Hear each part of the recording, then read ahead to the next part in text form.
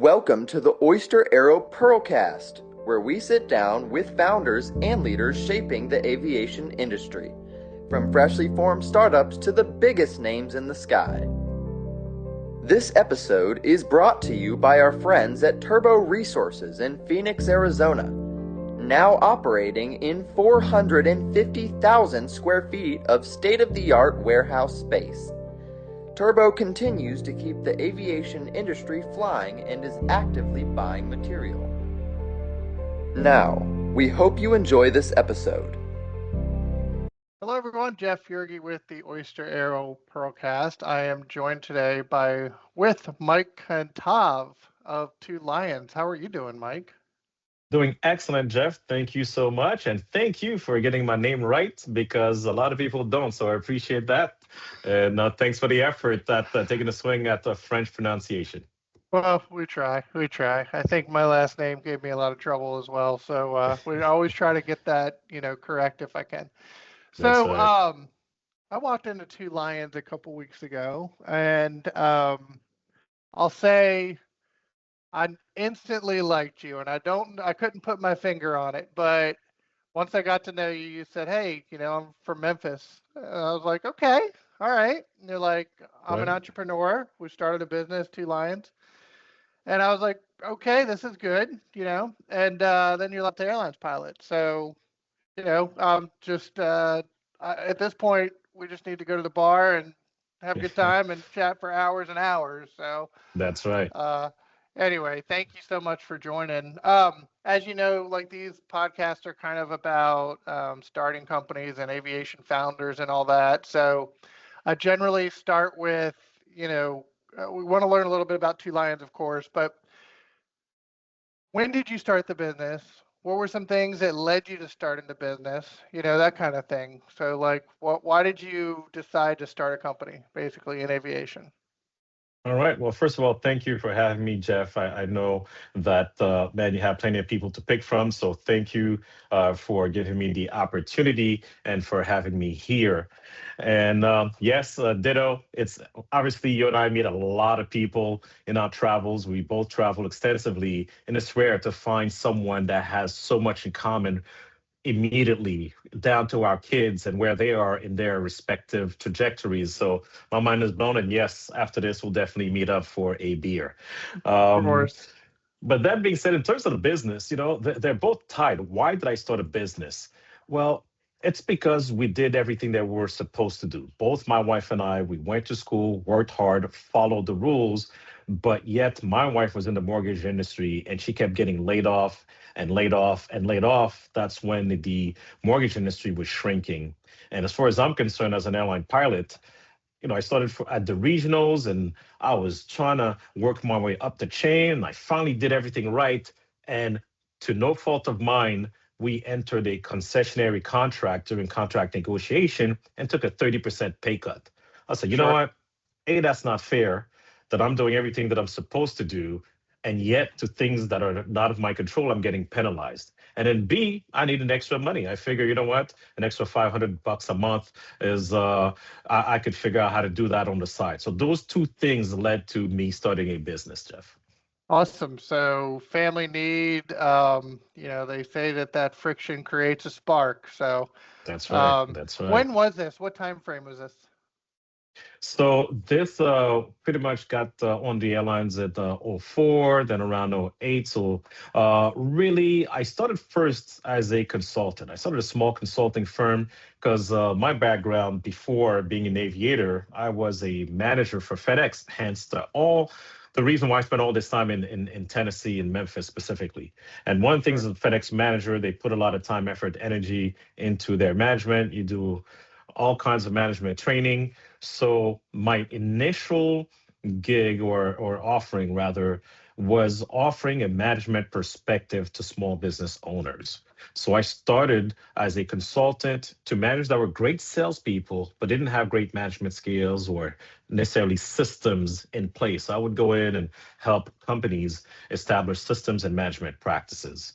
Along the way, what led to 2Lyons is I assisted a gentleman that was already in the aviation spare parts procurement space.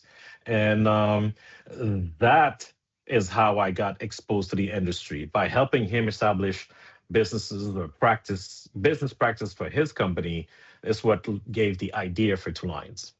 Got it. And so you're in Memphis, and if I recall, 2Lyons started kind of in commercial parts trading. Correct, correct. So we provided spare parts to commercial airlines in emerging economies, Yep. places, remote places in Africa that bought airplanes that are out of warranty, places like, Botswana and Zimbabwe and places that a lot of people don't go. However, that had a need. They bought used aircraft. They're out of warranty, so they need to keep their spares going at an affordable but safe manner.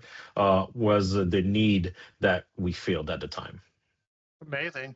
And then I think when we chatted through the evolution, you started getting a little defense focused, which it's interesting to see businesses. I'm always curious, do they start in defense and go to commercial? Do they start in commercial, go to defense? But so you made that kind of transition into the defense world. What was that like? Like how was that as far as getting 2Lyons established in that world? So the reason why is because as well as commercial aviation was doing, well, when COVID hit, airplanes weren't flying anymore. So if planes are not Sure. flying, then there's no need to replace parts because planes are not being used. So I figured, well, I understood business, I understood aviation, I understood aerospace, I understand how to procure parts. Well, what's the one customer in the US or the one customer that is still buying? And it was the DoD, the Department of Defense. Sure. So that's what led to it. The transition, however, was interesting because I had to get familiar with all the rules and regulations. But this is something that I had always wanted to do.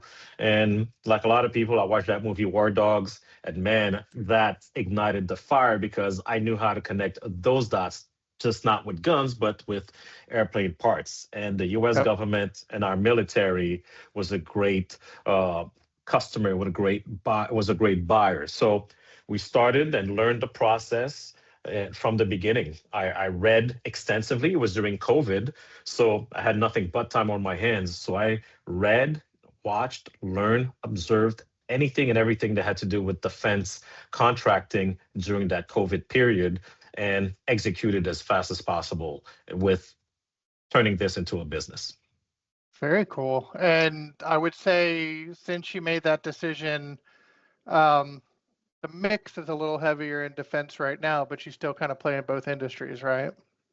Correct. For the most part now, the business is 80-90% defense now. Sure, It sure. grew, it exploded, but we do still have a presence and we offer different offerings now in still in the same regions outside the United States and emerging economies, but different offerings. We help them with different things such as consulting and things of that nature.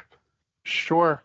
Um, did you find after going through that process, like, are there resources really to turn to learn the defense industry, or do you just have to figure it out? You know what I mean? Like, it would be cool if somebody just came along and said, "Here's a playbook, boom." But And I don't get the sense of that yet. So No, I don't get the sense of that. And unfortunately, I think, the people who made the most money during the gold rush were the people who were selling the shovels, not the people who actually found the gold. sure. And truth be told, I think there's a lot of money to be made if someone could take the time to put together a playbook step by step. And defense is so vast and wide, right?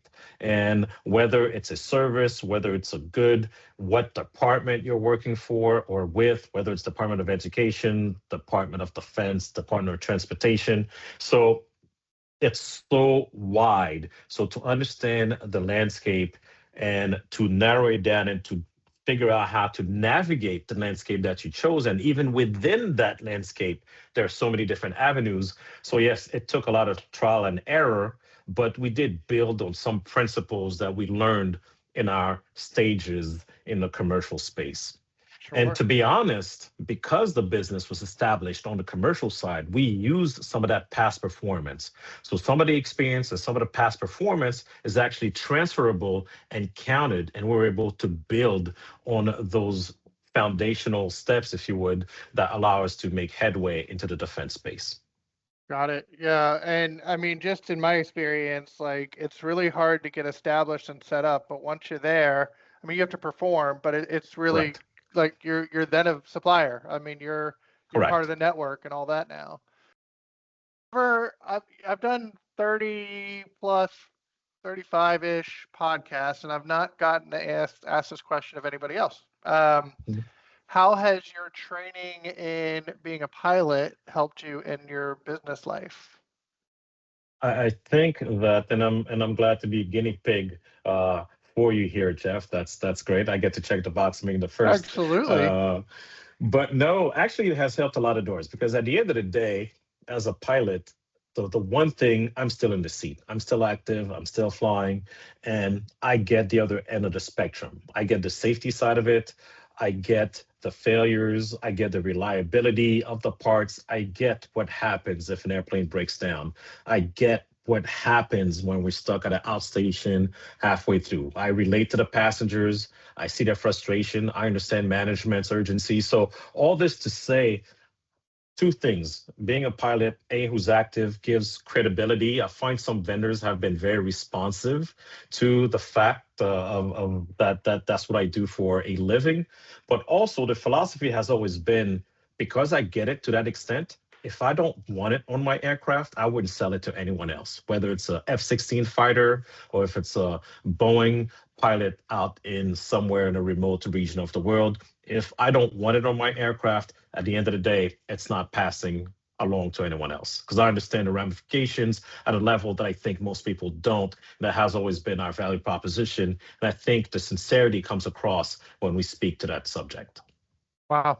That's amazing because a lot of people forget their role. Even in basic parts trading, you tend to get stuck in the day to day and you're not thinking about, Right. what you're doing, your decisions you make, your people that you're using to repair parts, all that stuff. I mean, it's all part of the safety culture. Yeah, That's 100%. And not interesting. just the safety. Yeah, the passengers, when they're stranded, the cost to the airline when the aircraft can't fly, they have to lodge these people, feed those people. So all these things, and plus, the person in the seat, the crew that's interacting, the gate agent that's interacting with those passengers, all these things come to mind when I look at a boat. To me, it's not just a boat. I see the entire line, if you would, from beginning to end in a way that I Sure. think most people don't.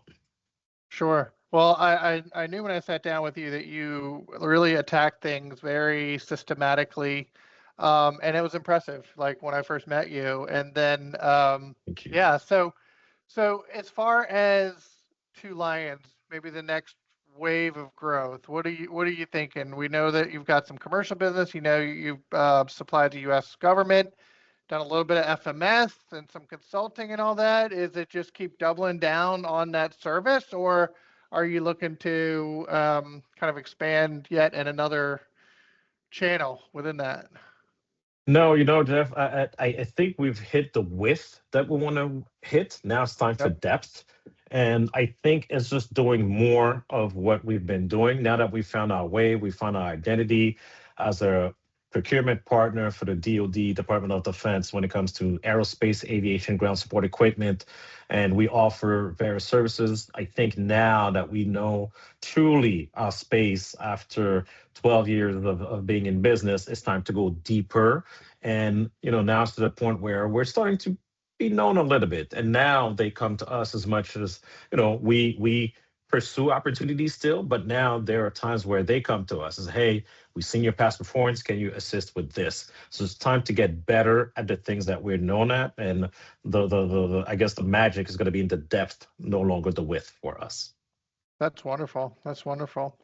And then I guess we'll finish out on a personal note. We realized that both of our sons are also following some footsteps. So mine is Correct. working on his private pilot through Collierville High School here, and your son's a year or two, maybe three ahead of him, but he's building his time as well.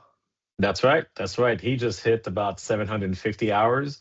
He needs to hit his 1,500 hours as a flight instructor down here in Fort Lauderdale. So, yeah, they're on the same path, just a few months apart. Okay, so he's flying, you jump in the right seat. Are you able to relax and kind of let him take it, or is there always that, hang on a second. Let me just keep an eye on things.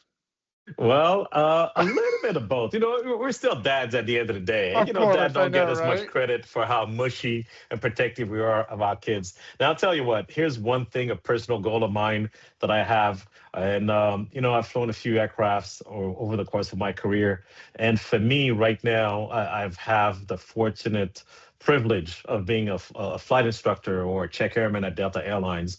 And I do have the seniority to go to other airlines, but the goal is for me to stay put and for him to get to Delta and for me to be his instructor and to be his check airman and to do his initial operating experience IOD trip. So as much as I cringe today in the right seat, I'm going to put it on pause and cringe again as I sit in the seat a couple of years down the road in a jet with 200 passengers. So that's, if you had to ask me bucket list item, checklist items in terms of my career, even more meaningful than or significant, if you would be to share that moment with him at that level.